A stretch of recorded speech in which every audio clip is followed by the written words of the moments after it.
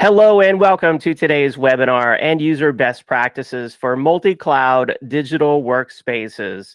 My name is David Davis of Actual Tech Media, and today's event is sponsored by Nutanix. Thank you so much for joining us on today's event. We've got a really great event lined up today with our expert presenter who I will introduce you to here in just a moment. Before I do, we've got a little bit of housekeeping here that we first need to cover.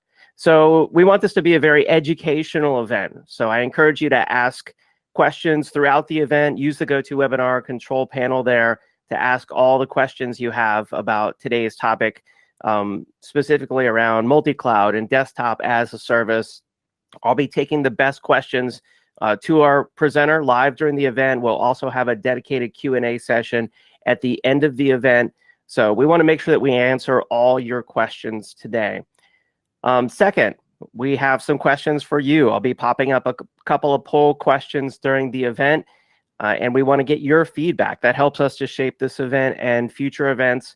I'll be sharing the results of those poll questions so you can see how you stack up with your peers.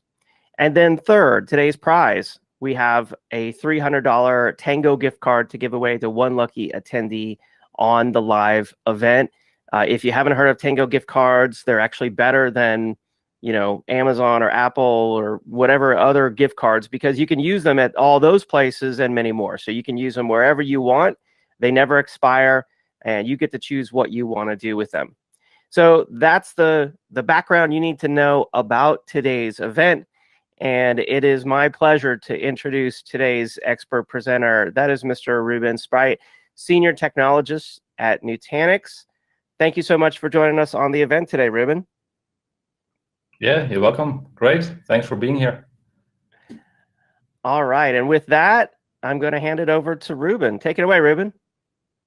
Yeah, well, it's too fast. What will you learn? That's good stuff as well. But like a small intro, indeed, Ruben, based out of Netherlands, former CTO of Frame. Long history in end-user computing with Citrix, Microsoft, VMware, NVIDIA, and other ecosystem partners. So my background is technology and end-user computing.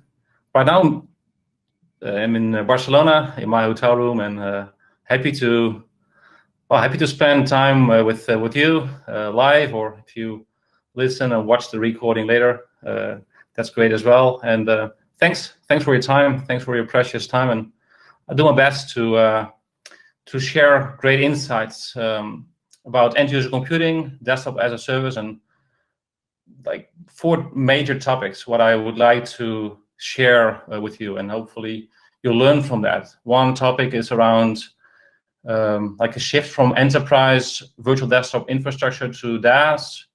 You can call it like bi-modal shift. That's the first topic. The other one is about why. It's always good to start with why. I'll talk more about that. The third one is about multi-cloud. And the fourth one is about requirements around user experience and why desktop as a service makes sense. So these 4 topics, shift from enterprise VDI to DaaS, why, multi-cloud, and requirements for a great user experience, and why desktop as a service makes sense. These are like the core elements. And as David mentioned, if you have any questions, just jump in. Of course, I will share slides and talk about that and share my industry view or my Nutanix view. But if you have any questions, just jump in and ask. I've got a poll question for the audience. Good. Let me pop that up. Yeah, so what are the biggest challenges, indeed, right, in adopting public cloud services, such as desktop as a service? So you can read this one. What are the biggest challenges in adopting public cloud services? And if you're already adopting or using desktop as a service, that's even better. But maybe you can share your view on this particular question. Cost, legal, regulation, performance, user experience, maybe trust or lack of trust in public cloud service. Or maybe something else. I would say limited to 4 options here. The consultant in me probably can think of more reasons, but for 4 is also good. Maybe you can answer this question here. Yeah, being a longtime manager and administrator of a large Citrix farm spread across multiple states, I don't want to influence the results, but my immediate concern is going to be the user experience. So it looks like that's actually tied for the top response here. Let me go ahead and share the results. Yeah, I'm curious what it is. Yeah. I wouldn't. Multi-select is also cool, right? So you can see actually like cost and performance / user experience are like both winners or both losers, depending on how you look at that. Right. And trust is it's always like a good topic in public cloud. Yeah, let me use this result in my in the talk, because actually this quote is all about user experience. Like, good enough is no longer good enough. The new workforce, like you and me and my kids, they have higher expectations than ever before. That is, they require like a simpler, faster, better looking, better UX solution, often as a service. They are used to as a service.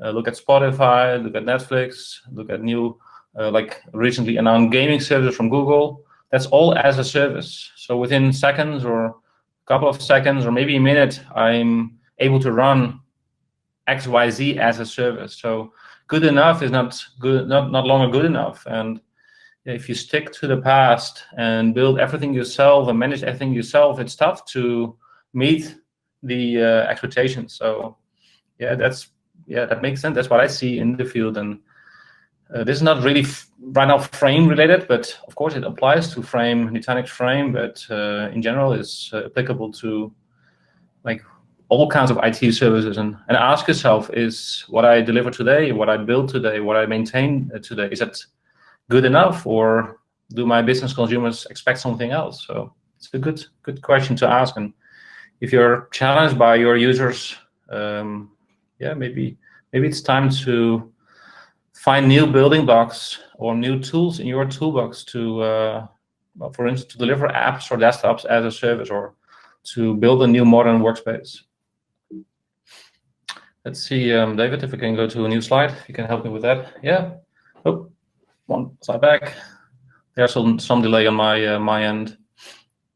So the switch from enterprise VDI to desktop as a service. So if I look at the space of virtual client computing with virtual desktop infrastructure, with application remoting, with server-based computing, with terminal services, with XenApp and XenDesktop as solutions, as an example, that's like that complete industry is still a very important industry.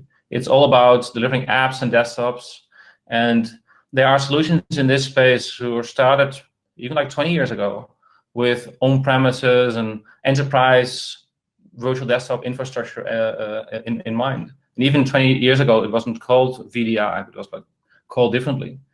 And well, I wouldn't say recently, but like 6 years ago when Frame started, and also when you look at Amazon Workspaces and Amazon AppStream and other solutions in this space, these solutions are designed as a service, designed for public cloud. And that's what's happening on the other side, desktop as a service. And there are pros and cons about these two like elements in virtual client computing. Like enterprise VDI is focused on-premises, co-location, local region or local regions, like a handful. Like David, you mentioned, like your Citrix environment, what you mentioned earlier, you probably had one data center or maybe a couple of data centers to build your environment and to provide access to apps and desktops with fixed capacity. Over time, it became more mature. It is a mature solution these days. It's very CapEx intensive, so you buy hardware and software and run apps and desktops as a service.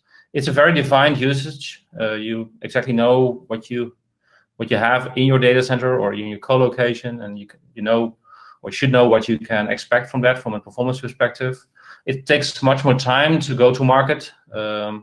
It's like from a vendor perspective, it's much slower to innovate. It takes a while before customers or vendors adopt new technology.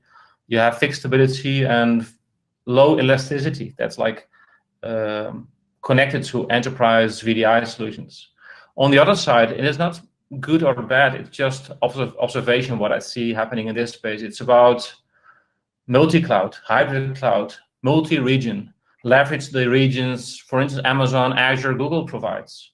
Pay for usage, super agile.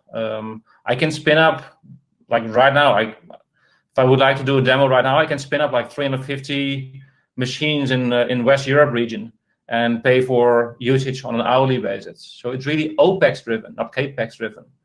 Super flexible usage. I can support a project to design a new bridge which requires 1,000 workstations for the next 2 months, and then scale up to maybe 5,000 workstations, and then scale down to 50 workstations. That's super flexible. That system is designed for flexibility, or should be designed for flexibility. Fast time to market. Vendors in that space often add new functions, like on a weekly basis, to that platform. So highly innovative, built-in high availability and agility, and elasticity by design. Not only adding capacity from a worker perspective, workers are the machines to run apps and desktops, but also the platform itself, the control plane, the back plane, should be super elastic, high available, agile. That's built in, or that should be built into the desktop as a service solution. That's how I look at this this particular market. So the question is, what is the use case, or what is the idea, or maybe what's the problem to solve? That's the core question. So the why question, the second topic when I shared like what will you learn, think about what the challenge is. Maybe the challenge is you have a more seasonal workforce and you want to pay for what is being used, as an example. So that's indeed a good segue into the second poll question. So why are you interested or potentially interested in desktop as a service? So the right side of that brain, the right side of what I shared earlier. Yeah, this is a good one. So the answers here you can see on the screen: transition to public cloud, reducing complexity and risk, pay-as-you-go usage-based pricing, flexibility, or seasonal workforce. Yeah, also, I think we configured it as multi-select, so I'm curious what will happen here. Yeah. It also depends on the audience, what the response will be. But we'll see in like less than a minute or so what the response will be. But I see many customers where like cloud first or transitioning to public cloud services is high on the radar. Customers where, for instance, talent is a challenge. Finding the right talent or retaining the right talent is a challenge. Pay as you go, like customers who are less CAPEX driven and more OPEX driven, project-based companies, that's what I see. And also seasonal workforce, or more flexible. Could be disaster recovery, could be like seasonality in education is a good example, or maybe like hospitality, like these type of things is where I see more demand in flexibility and seasonality. Yeah, I mean, the challenge that I always saw with server-based computing or VDI was, we tried to adopt the mindset from kind of the mainframe where everyone got the same experience. But when it came to serving up desktops, no one wanted the exact same experience, right? Because it's your personal desktop. So do you know why we as IT in general had that approach? Mostly because we want to keep control of like cost, and especially in the early days when we didn't like have full control and like move just machines on virtualization platform. Then storage didn't cope with that and things like that. So we trimmed down the machine. We made it almost like an XP machine, like a Windows XP machine, because that was the best performing machine. And sometimes we forgot about what the user experience is. that's why the quotes like "good enough" isn't good enough these days applies really well. So yeah, if we trim down Windows 10 and treat it as a Windows XP machine, then people will scratch their head and then ask themselves like, hey, what's happening here? So yeah, that applies here as well. Good point. So let's take a look at the results here. Yeah. What do you Reduce think? complexity and risk. Yeah. What do you think about that one? I think that's, to me, the complexity of server-based computing and be able, to move it to the cloud as a service just seems very appealing. So I can see clearly, I mean, that would be the winner for me, or the top response from me. Yeah, that's what I see as well. And a little bit later in the conversation, you're able, or customers or attendees are able to take a look at Frame themselves. And the feedback I got from the field is that Frame is so super simple. There's no 5-day training course. There's no advanced concept guide. And that's all about reducing complexity. If you can redesign a new platform for end user computing, which is what we did when Frame started a little bit more than 6 years ago, the key design criteria is to make it as simple as possible. So always ask, like when you look at enterprise VDI and desktop as a service vendors in this space, always like ask yourself, okay, what's the design criteria when the product got to market, or what was the age of what was the era when the product was designed? And that also reflects really well to like what is a good use case for solutions and what's the idea and problem to solve. So that's an important question to ask yourself. And I think the question we had before, like a poll question, really resonates. Like, is it seasonality? Is it DR? Is it maybe you want to SaaSify a classic Windows application and run the application in a browser? Maybe you want to run high-end graphics for a certain amount of time, which is really expensive in an on-premises scenario, where clouds like Azure, Amazon, Google, in combination with like Frame, can really be beneficial. So yeah, good topic to talk about. Let me advance a slide to the next one. Let's see if it works. Do you mind to advance one slide? Yeah, thanks. I also believe that the reality is hybrid. Also from an end user computing perspective, there will be use cases where on-prem makes more sense. Could be legal, could be regulation, could be cost, could be, hey, my data is still on-prem, and the best user experience is what I get when data and application execution on VDI or server-based computing or terminal services, when the app and data is sitting next to each other. So there could be reasons why you want to use enterprise VDI. And there also will be reasons, as I explained earlier, why desktop as a service makes sense. So for me, the reality is hybrid. The question is, what I see happening in this space is that enterprise VDI vendors are trying to move to desktop as a service, trying sometimes to duct tape their solution as a service, and other vendors, and Nutanix Frame included, built and born in public cloud, built and born as desktop as a service, and also built with multi-cloud in mind, including multiple public clouds, but also multiple on-premises environments. So that is like that's what I see happening. And that's what I mean with reality is hybrid. Apps will run on-prem, apps can run in public cloud, whatever makes sense for the idea, challenge, and use case you have in mind. You mind to advance one slide, David? Yep. So for me, it's key to understand, or not only for me, but should be for you as well, to understand the why, as I just explained, but also what your company, or what the company, if you're in the consulting space, what the company business and IT strategy is. Could be cloud strategy. Ask second questions, like great to hear your the customer has a cloud strategy, but what does it mean? Why cloud? Is it a switch between CAPEX to OPEX? Is it switch from as a service? Like these type of things. Understand the reasoning behind this typical question. Also, understand what the insights are from existing technology stack. What is already there?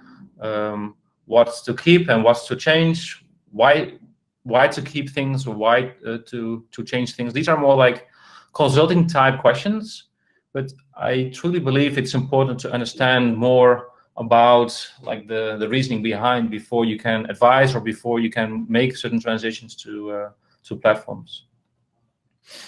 And also super important, there's a little lag here. There's also super important to understand the application landscape. So how do the apps look like? What kind of apps do you have? What kind of Windows apps do you have? How many Windows apps do you have? How do they integrate with on-premises backend services?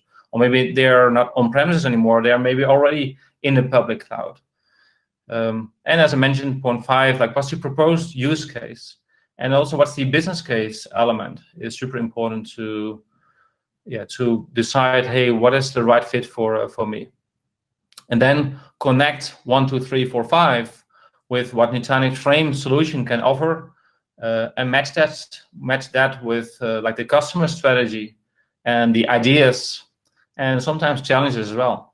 Maybe challenge you have like, hey, I have outdated platform and I want to like modernize that, but I don't have the people with knowledge, or it's super risky to move from platform A to B. Maybe it's time to investigate other options so you can run it side by side easily. Or maybe you're already in transitioning to public cloud with Office 365 and with Salesforce and with other cloud services. Maybe it's a good timing to rethink end-user computing, application and desktop delivery with public cloud in mind. So these are the 6 elements I often use in conversations I have. And then when I go to this slide and talk about what Nutanix and Nutanix Frame can do, Nutanix, many people know Nutanix as a core leader in hyperconverged infrastructure. And hyperconverged infrastructure is a super important element in like on-premises data centers, co-located data centers. It's merging compute and storage and networking virtualization together and build a very elastic, high-performance building block, also for virtual desktop infrastructures. That's how Nutanix started roughly 10 years ago. One of the core workloads, especially in the early days, was VDI. It's still an important workload for Nutanix these days. Roughly 25% of our workloads on Nutanix are VDI or server-based computing related. And also like core other backend services or business critical services are running on Nutanix. And with the acquisition of Frame, roughly, 8 months ago, desktop as a service like entered the portfolio of Nutanix solutions with multi-cloud, multi-tenancy, designed for as a service, designed with simplicity in mind, API driven. That's what Frame is all about. And of course, it is like security is baked in. It's super important as a service. So data and workload governance is super important. And if you ask me, like, what's the simple summary of Nutanix? Nutanix is all about simplicity, to make things simple, to hide complexity. That's what we've done and how we started with hyperconverged. That's what we are building in on-premises data center to build like a public cloud platform on-premises with enterprise cloud OS. And that's what Frame is doing with end-user computing, like end-user computing made simple. That is what Frame is all about. A couple of slides about Frame. You already probably have a sense what Frame is. So it's a cloud platform that delivers Windows apps and desktop as a service. The only thing you need on the client endpoint is a browser. So no agent, no plugin, no extra controls, no VPN client, no receiver, nothing on my endpoint, just an HTML5 browser, and I can run any Windows app or full Windows desktop. That always will include your apps. So you can onboard your app, you can onboard your apps, you can onboard your enterprise apps and run these apps inside the desktop or as a sort of published application, all in the browser. That includes high-end graphics applications with apps which require a GPU or graphical processor unit, we can run these apps seamlessly with 60 frames per second, just in a browser. So that's what Nutanix Frame is. It's multi-cloud. Today means Amazon and Azure, all the regions associated with Amazon and Azure, and other clouds will happen as well. And Nutanix Xi is like our public cloud offering that's announced as well, and we'll see what the future will bring. But I can assure that future is bright also on this side. So to, I would say, summarize Frame, there are 4 key elements. Run any app, use your apps, Windows apps, or even Linux apps. We support both Windows and Linux guest OS. So the OS on the virtual machine side, the worker side, the machines who are executing the applications, integrated natively with cloud storage platforms like OneDrive, Dropbox, Google Drive, Box, which means that we have a little bit more technical. We have built our own filter driver, our own storage filter driver, and that filter driver can communicate, for instance, with OneDrive, and will populate a drive mapping, a drive ladder inside your desktop or inside your applications. And without synchronization, without caching of files, I can just access my OneDrive environment or my Box environment. So that's super slick storage integration. It's important to have strong identity integration, modern identity as an example with Azure or Okta or Ping or even Google. These type of platforms are like modern identity systems, but also classic Active Directory, because if you want to deliver your enterprise Windows apps, often that means you need to integrate with classic Active Directory. I mentioned earlier, like multi-cloud, any infrastructure, Amazon, Azure, focus right now, and others others on roadmap. And mentioned earlier, access from any browser. You can see here. So use cases, many different use cases could be, I want to SaaSify my classic Win application. I want to run this Windows application in a browser. That could be an accounting application. That could be a high-end graphics application. Autodesk is one of the customers using Frame. They're SaaSifying their classic Windows applications. Could be running Windows applications on any device, or bring your own device in, for instance, education or contractor scenario. Use browser, use modern authentication platform, authenticate and just run the app. Can be high-end graphics, high-performance computing environments. I have customers using virtual machines with 4 GPUs, 200 gigs of RAM, 32 gigs of CPU, and just do high-performance computing and deliver the output through the browser on any device. Could be global deployments of apps where you want to leverage multiple regions. Like David, you mentioned your Citrix environment earlier. You're always bound in on-premises to the data center you own or the data center you rent. The beauty of public cloud is that I can spin up without any hassle 100,000, 10,000 machines in whatever region I want to support right now. And that whole process, that takes like minutes, maybe hours, that's it. So it's super simple to leverage public cloud and pay for usage and things like that. So many use cases can be filled in with Nutanix Frame, and yeah, happy to share more if you have very specific ideas or questions. Let me know. My email address will be shared at the end. So happy to share more what other customers and partners are doing in this particular side.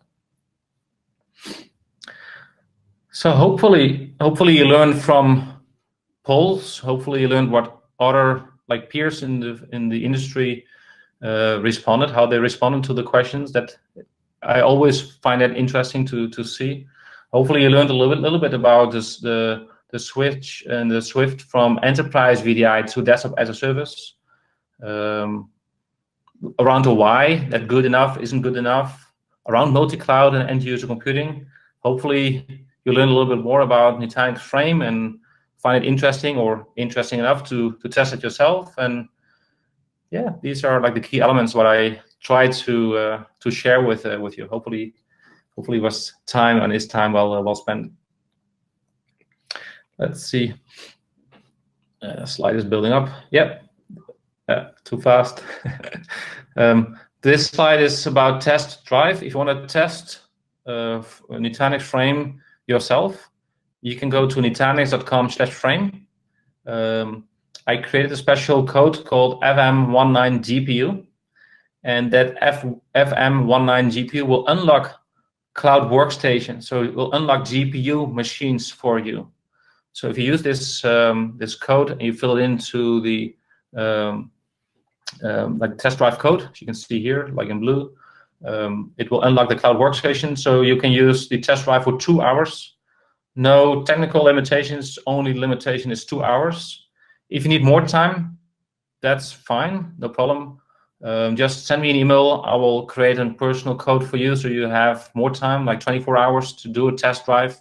And test drive means you can be the user and see how the user experience is. You can be the admin. You can onboard your own apps. You can just play around with different launch pads, like everything you can do on Frame. And there's a very simple to use getting started guide, as you can see on the little bit left side in blue, which will guide you step by step to the core elements of Frame.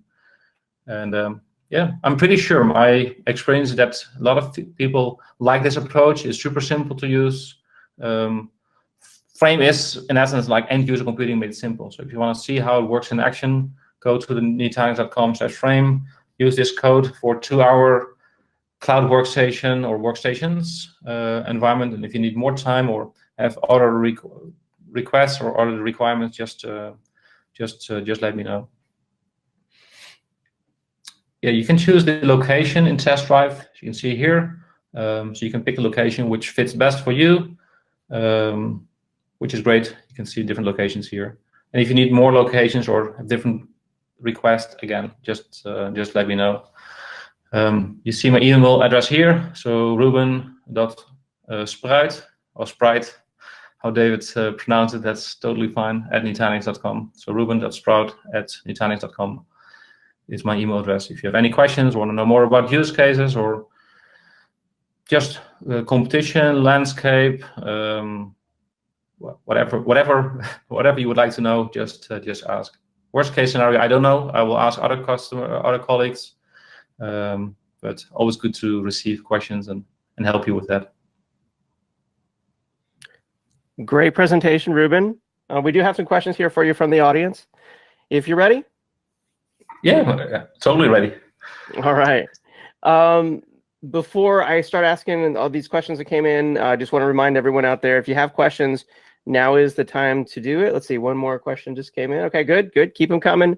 So let's see, Ruben, Yeah. First question is, does this work on Apple devices? So I'm thinking, like, if I have an iPad, I need to access my desktop remotely. Is that possible? Yeah, of course. It's like if the Apple device has a browser, which it has, it works totally fine. The Frame protocol, so we have our own remoting protocol, a little bit more technical. Frame protocol, Frame broker, like all things combined is the Frame service. And the Frame protocol works really well in LAN and WAN scenarios. The only thing it needs is a browser. And if the browser or the Frame solution detects that you're using an iPad or like an iPhone or an Android device, it will add some additional functionality like special mouse controls, as an example. We support touch, multi-touch in that scenario. We even support pen support. So yeah, that's all through browser. So there's no clients, no agents, nothing on that machine. Just a browser, including like iPad as an example, or iPad Pro. Okay, nice. Another question here. What about the cost? What is the cost of Frame? Yeah, good question. So my title is technologist. So of course I know a little bit about cost, but if you talk really about like details about cost and special pricing, that's more sales related. But in general, to run Windows applications or Windows Desktop as a service, there are 3 elements. you should keep in mind. One element is the frame subscription, the frame service. That cost is based on named user or concurrent user. Default list price named user is $24. Depending on contract, depending on size, that might vary, but you get the point. That's like the frame subscription. The beauty is concurrent user as well. We support concurrent user, which is great. So that's the first topic. The second topic is all about usage. To run the worker, to run the machine, that means a virtual machine, for instance, in Azure, or a virtual machine in Amazon is running, and that machine might cost 10 cents per hour, or 8 cents per hour, or might cost $1 per hour, or might cost even $5 per hour, depending what kind of machine it is. Like a typical cloud workstation, like 6 CPUs, 65 gigs of RAM, NVIDIA M60 GPU will roughly cost like €1 per hour, or like $1 per hour, something like that. The price might vary depending on your Azure or your Amazon contract, but that's roughly the price. While a cloud PC, so without a beefy GPU and without this amount of RAM, might cost maybe 10 cents per hour. So it depends what kind of worker you use, and of course it depends how much time you spend with that machine. So if you have like a DR scenario, if you don't have a DR, that platform will be like almost zero or close to zero. Maybe once a month you want to spin up your master machine and then make updates, and that's it. And if you have a DR, yes, you will spin up maybe 1,000 machines, and these machines will run for 8 hours a day or 10 hours a day.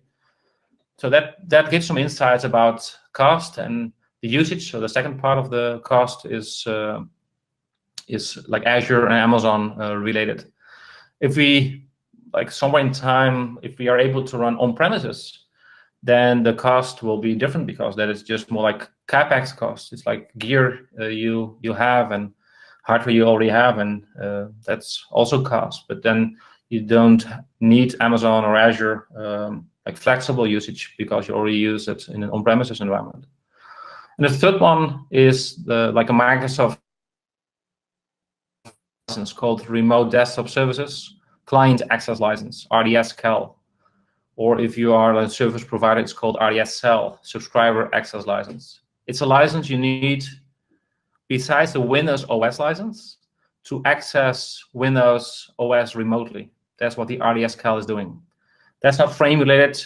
Microsoft has it, VMware has it, Amazon has it, Citrix has it, Frame has it, like everyone has it. If you want to access Windows apps or desktops, you need to have an RDS-CAL or RDS-CEL or a VDA, or like some sort of license to access Windows environments.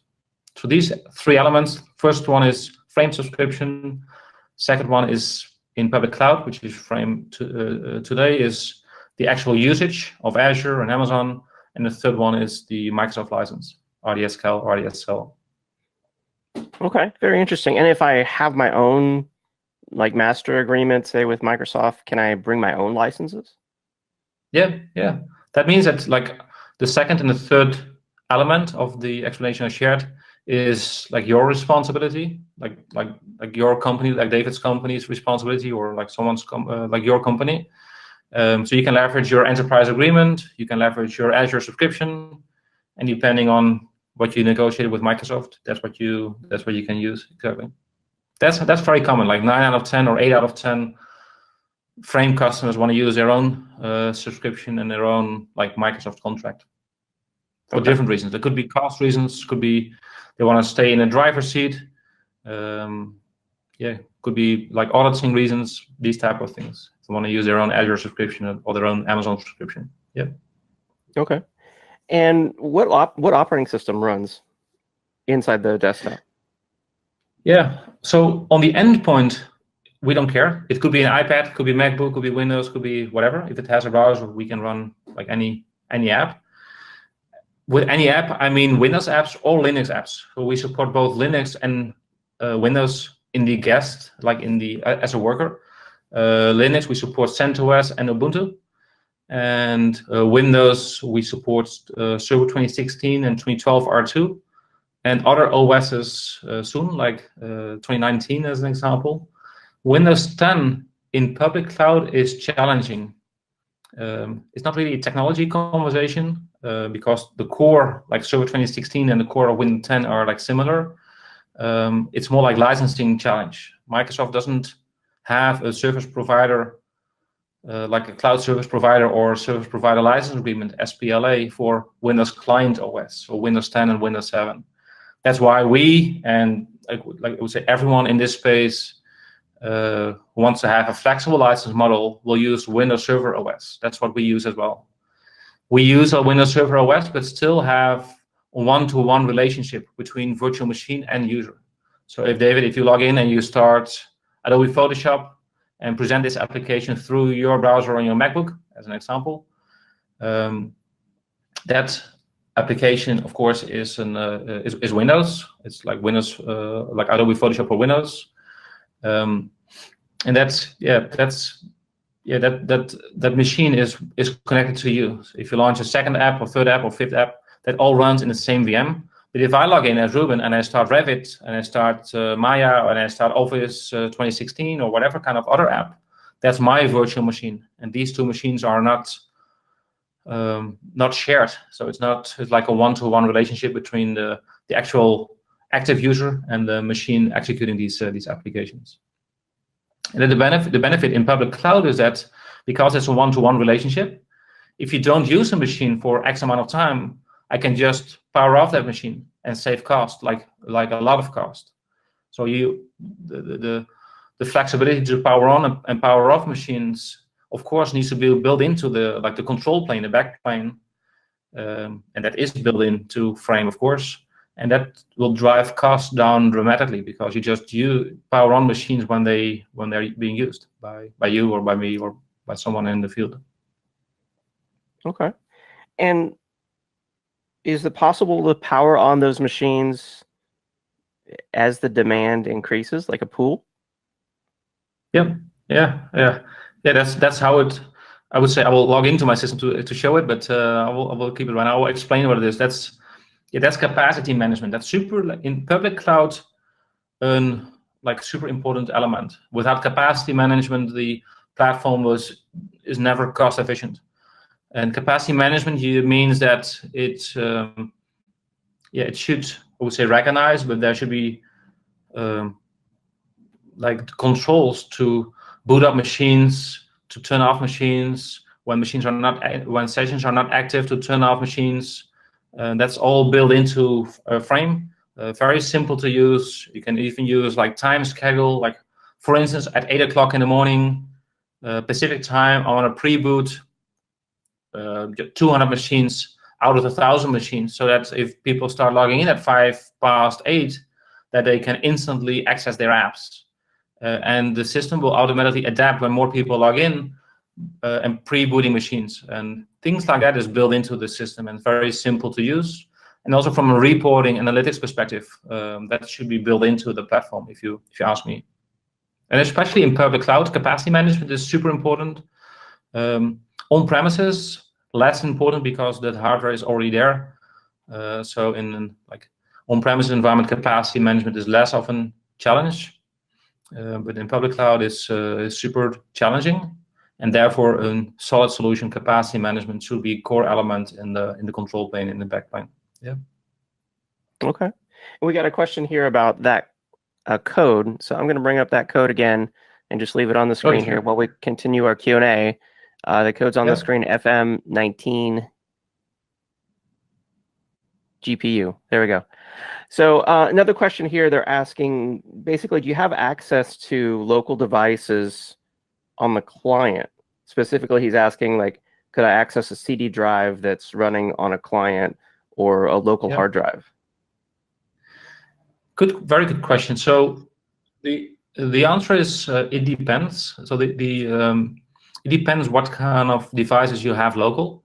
Some devices work really well, like keyboard, mouse, like pen support, touch support, these type of things. But some things don't work because the browser doesn't allow the app or the website, or in this case Frame, to access local resources because it's too deep into the system. For instance, like smart card support, that the browser doesn't allow us to access like a certificate store. That would be a huge security risk. or even like access generic USB. So what we build into the system is an ability to upload and download files very simple, like very easy. That's what we did. But there will be scenarios where, for instance, you want to support like a dongle, like a licensed dongle that requires generic USB. That is today not supported in the browser. We are working on other solutions to make these type of things happen, like dongles or storage devices or like whatever kind of USB device connected locally, smart card support, these type of things. Yeah, stay tuned. But yeah, sometimes the browser is limited, and overall the browser is great. But sometimes the browser is limited with these type of things in mind, and that's why we build, for instance, like upload, download, but also print, like a print solution inside Frame to leverage local connected printers. But for sure, there are also scenarios where the browser cannot do what we want to do, and then we need to figure something out, and that's what we're doing right now. So stay tuned. Very soon you will see how we can solve these type of questions as well. Okay. Another question here, Rendell is asking about how his company deals with a lot of PII, or personally identifiable information. Would desktop as a service with DOP and other security controls basically help him in a highly regulated business? Yeah, so there are like two angles of that question, or multiple angles of the question. So first, the control plane itself needs to be certified and needs to be solid on that end. So that's one angle of the answer, and that's what Frame is. So GDPR compliant, FedRAMP ready, these type of things. And on the other side, when you look at what is happening inside the environment, so inside the workers, that's why you also want to have control, like from a customer organization perspective, and you can apply the solutions you want to apply to Frame as well, because you can install whatever kind of tools or whatever kind of solution you want to install on Frame, like the workers, like the tools you want to run on Windows as an example. You can apply that as well to the master machine and to your Frame environment. So two angles. One of them is more like tools and of course your own processes inside the master machine and the production environment, and the other side is the control plane and the things we designed and the auditing we have on that side. So SOC 2 compliant, FedRAMP ready, data. That's like all there. So it's a good topic, important topic. If you want to know more details, how we do certain things and how we handle certain certification, let me know. Drop me an email. Happy to share a little bit more details one-on-one. Okay. Another question here, they're saying they have on-premises deployment and inventory tools. How would that work with desktop as a service? Yeah, so it's important for enterprise. It's important that the desktop as a service integrates natively with whatever is running on premises, and that is like networking, VPN gateway, express route, direct connect. Or if services are running in public cloud, you use like VNet peering or VPC peering. All these, I wouldn't call it buzzwords, but because these words are actual words you use to design and integrate from a networking perspective the Frame solution with on-premises. And when that integration is done, which means Azure basics, Amazon basics, network basics, then you can apply like all the tools and all these solutions to Frame as well. So that is just like a connected network. And of course, you can apply network security groups to the Frame virtual network in your Azure subscription, or the Frame virtual network in your Amazon subscription, and have more granular control if that's what you need. Because you are in the driver's seat, you decide like who can communicate with what kind of tools you want to use. The control plane is operated by us. The back plane, that's the Frame service. But the workers, the master machine, the production machines, are deployed by us, but fully managed by you. So if you want to use management tools, you want to do auditing tools, you want to do like antivirus, whatever kind of tools you want to run, you're fully in the driver's seat to make that happen. Both on the front end side and of course also on the back end side. Okay. And then good.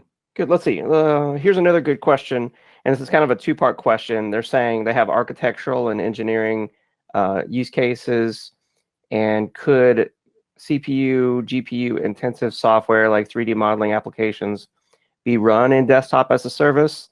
And then second part is, could it be done at a cost-effective price point? The first question the first question is super easy to answer, because the answer is yes, like yes with like capital letters. Autodesk is one of the customers using Frame, and there are like many high-end graphics, resource-intensive apps in the Autodesk stack of solutions. So yeah, there are many examples, and Autodesk themselves is a very good example where we are able to run like Civil 3D, Revit, AutoCAD, Maya, 3D Studio Max apps, like high-end graphics, resource-intensive apps. Point cloud is what I see often as well. These kind of apps running as a service, using Frame on Azure, using Frame on AWS. That's what I see a lot in the field. There are a couple of reference customers. Happy to share names and link to articles about them in the, for instance, architectural, engineering, construction space, AEC space. So yeah, I know for sure it is possible, and I have many customers in that particular space who use Frame specifically for that particular reason. The second element of the question, can it run cost efficient? The answer is yes, because otherwise these customers wouldn't do it. There's also a nuance to it, because I don't know what cost efficient means for customer A, customer B, customer C, because that might be different, because depending on what your experience is, or maybe what you have in mind right now. So that's not so easy to answer if I don't have the details. But again, happy to have a chat about that and share what other customers are doing, and help you with the calculation, or connect you with other colleagues which can help you with the calculation to see if it's cost efficient. And cost efficient is not only running the workers for like $1 per hour. It is also like, hey, there's like, you're completely, I would say outsourced, but like the control plane is operated by us. So there's no need to be an expert on like VMware end user computing or Microsoft end user computing anymore. So that's also cost efficient. And leveraging multiple regions can be very cost efficient as well. So cost efficient is a very simple word, a very powerful word as well, and an important word, but it's too simple to answer that on like a general basis. It's more, we need more details, or need more details to answer it on a more personal basis. And I'm happy to do that. So just please reach out to me. Happy to explain again what other customers are doing in that space. Okay. Another question here. That's also a good segue. Why I also believe that hybrid is important, because sometimes public cloud isn't cost efficient enough, because maybe you have a very specific use case, or maybe public cloud doesn't provide access to the CPU type you would like to use. Like for instance, Revit, Autodesk Revit is a single-threaded application, and high clock speed is very beneficial for Revit. In on-premises, you can really design like your own data center, right? You go to like the server vendor, you select the CPU, you select the RAM, you select storage, you add Nutanix to that, and good to go. In public cloud, you also have a menu like that, but you cannot say, hey, I want to have this particular CPU, because Amazon and Azure, they productized instance types. So you're connected to what they have productized. That could be a reason to keep, for instance, certain applications running on premises. So that's what I sometimes see in the field as well. And it's good to have the ability to have a control plane designed for multi-cloud and hybrid scenarios. So you can choose whatever makes sense. Okay, good. Another question: are webcams supported on the client? So webcam is one of the answer is no. That's a simple answer. because Webcam requires direct access to hardware, and the browser doesn't allow us like native access to that to the Webcam through Frame. So that's something to keep in mind. Sometimes that is a challenge. That's one of the reasons why on roadmap these type of things are like on roadmap. Let's put it that way. But also on the other side, what I also see, like unified communications in general is challenging for everyone in the VDI server-based computing space. Citrix, Microsoft, VMware, Amazon, they all have this topic as a challenge. Some solve this challenge good or like okay-ish by adding a specific component to the client to offload certain functionality and to add intelligence to the client. Citrix and VMware are good examples for that. But the challenge is that they're always running behind. So imagine this client supports Skype for Business, and everyone moved to Teams. Or right now they support Teams, and people are using Slack, or are using Zoom, or are using WebEx, or are using Google Hangouts, or something like that. So we are always like unified communication. So especially with like Webcam and bidirectional audio and audio with a team of people is always challenging with solutions like virtual client computing, VDI, server-based computing, public cloud, on-prem, all the same challenge. That's why I also believe and see more and more people are focused on application instead of a full desktop delivery. And when they focus is on applications, you can also ask, hey, why not run these type of unified communications just local and run other applications, not unified communications, as a service, like remote app as a service through a browser, as an example. But yeah, that's what I see. So unified communications in general is challenging. In Frame right now, unified communication with Webcam is no-go. We support microphone, that works. Of course, we support speaker, but like Webcam is no-go because generic USB isn't there. And if generic USB is there, then this challenge with like a client component locally is the next challenge to solve. Okay. Another question here is Frame multi-tenant. Will it work for MSPs? Yes, very. It's designed from day one with that in mind. Yep. There's Okay. There's much more to share about that.